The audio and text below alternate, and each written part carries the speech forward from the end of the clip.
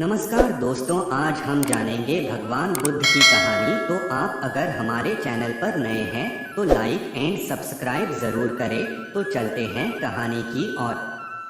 एक समय की बात है, भगवान गौतम बुद्ध एक गांव में धर्म सभा को संबोधित कर रहे थे। लोग अपनी विभिन्न परेशानियों को लेकर उनके पास जाते और उसका हल लेकर खुशी खुशी वहां से लौटते। उसी गांव के सड़क के किनारे एक गरीब व्यक्ति बैठा रहता तथा महात्मा बुद्ध के उपदेश शिविर में आने जाने वाले लोगों को बड़े ध्यान से देखता। उसे बड़ा आश्चर्य होता कि लोग अंदर तो बड़े दुखी चेहरे लेकर जाते हैं, लेकिन जब वापस आते हैं तो बड़े खुश और प्रसन्न दिखाई देते हैं। उस गरीब को लगा कि क्यों न वो भी अपनी समस्या को भगवान के समक्ष रखे। मन में यह विचार लिए वह भी महात्मा बुद्ध के पास पहुंचा। लोग पंक्तिबद्ध खड़े होकर अपनी समस्या को बता रहे थे। जब उसकी बारी आई तो उसने सबसे पहले महात्मा बुद्ध को प्रणाम किया और फिर कहा, भगवान, इस गांव में लगभग सभी लोग खुश और समृद्ध हैं, फिर मैं ही क्यों गरीब हूँ। इस पर उन्होंने मुस्कुराते हुए कहा, तुम गरीब और निर्धन इसलिए हो क्योंकि तुमने आज तक किसी को कुछ दिया ही नहीं।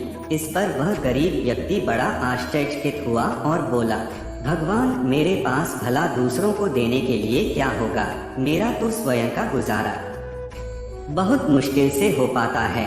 लोगों से भीख मांगकर अपना पेट भरता हूँ। भगवान बुद्ध कुछ देर शांत रहे, फिर बोले, तुम बड़े अज्ञानी हो।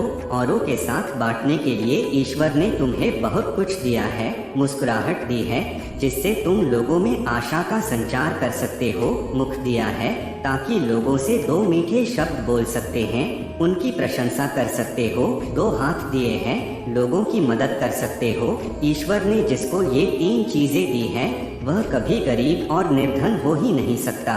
निर्धनता का विचार आदमी के मन में होता है, यह तो एक भ्रम है, इसे निकाल दो कभी भी मन में। निर्धनता का भाव उत्पन्न न होने दो, गरीबी अपने आप दूर हो जाएगी। भगवान बुद्ध का संदेश सुनकर उस आदमी का चेहरा चमक उठा और उसने इस उपदेश को अपने जीवन में उतारा, जिससे वह फिर कभी दुखी नहीं हुआ।